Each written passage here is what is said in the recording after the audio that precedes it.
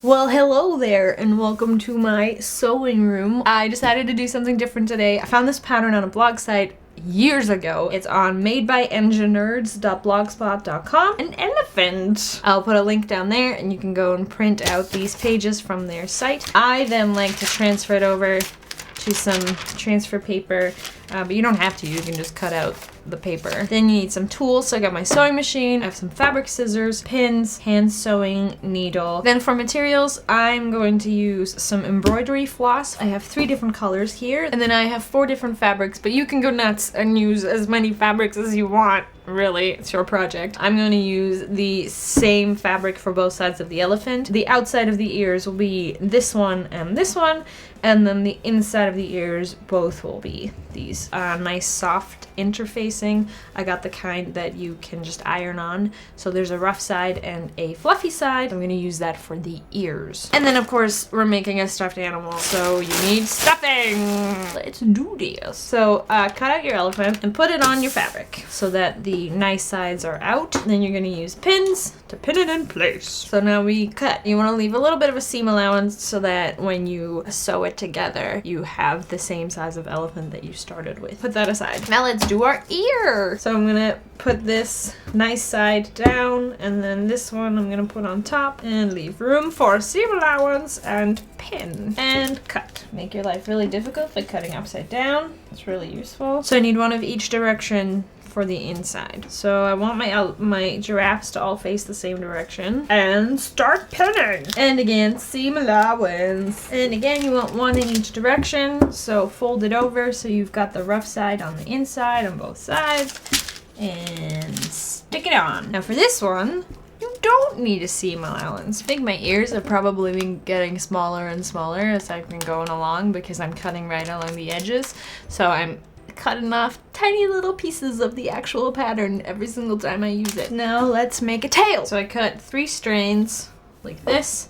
Then I'm gonna double it up and tie a knot in the top. So you take your 3 different colors and braid them together. Ooh, I'm braiding without looking. Do this side. So you're braiding twice. So I got 2 braids, and then I'm just gonna spin them around each other, and then I'm gonna tie another knot. I just remembered you should probably have an iron because you need to iron the interfacing onto your fabric. Although you can buy interfacing that you don't iron, but this one is definitely much easier. So my next step is to take my interfacing onto the non-pretty side because it needs to go on the inside.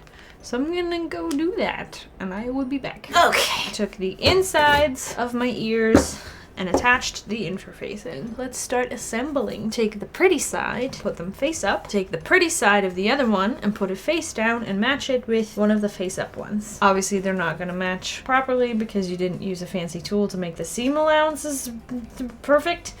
But they should be close enough. Pin those together. Preferably with your pins all in one direction just to make your life easier. And do the same on the other one. Now we get to use our machine. Pull your machine towards you. Not too close, then you can't use it. I'm gonna take my first ear, stick it under there. To get started, you wanna hold on to both of your threads at the back here with your thumb. Slowly go.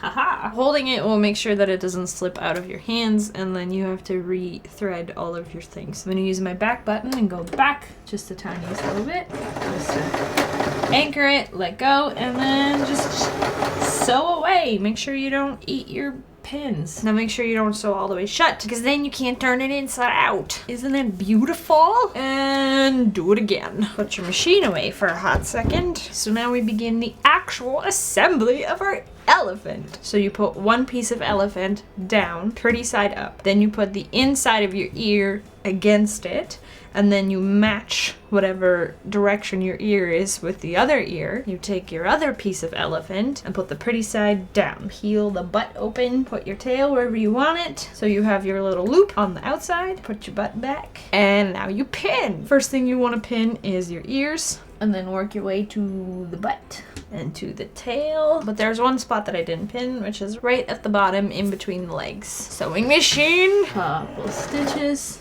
back pedal, Ha! Move your pin because you are gonna run it over. So there's hard angles in this, so don't go all the way to the end. Stop a little bit before with your needle in the fabric. Then you're going to lift your foot and flip.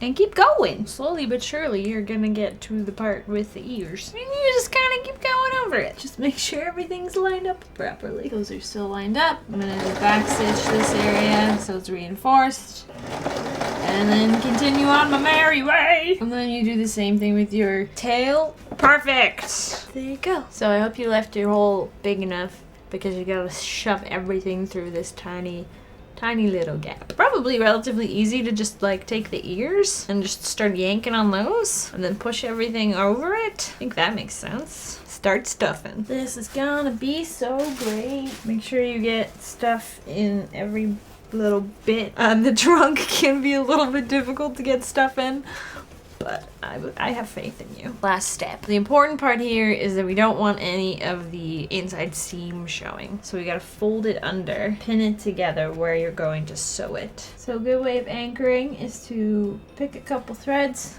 pull through, pick another couple threads in the same spot, pull through, pick the same couple threads again, take the end that is not attached to your needle, wrap that around your needle 3 or so times, and then pull through, and you have a knot. Pick up as little stitches as possible as you sew the two ends together. And by stitches, I mean fabric, of course. But I mean, this is the bottom of your thing, so it's not really a big deal if a bunch of it shows. Now, obviously, you can do this for the whole elephant.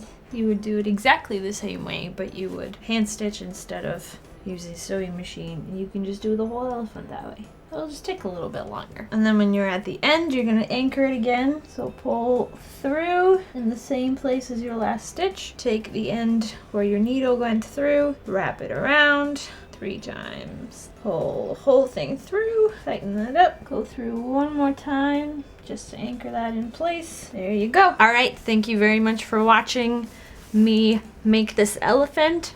I hope you learned something. I hope you try it out. You can tweet me pictures if you want to. My Instagram and Twitter are both Saskia Vanel, so you can check those out. I think it's super cute. And it's super soft and cuddly. And it's little for little hands. If you like this video, give it a like. Subscribe if you haven't subscribed. I make videos like this, and I also just make videos of me talking about life and things that I've been thinking about. There's some examples up there. We'll see you next time. Thanks for watching. Peace.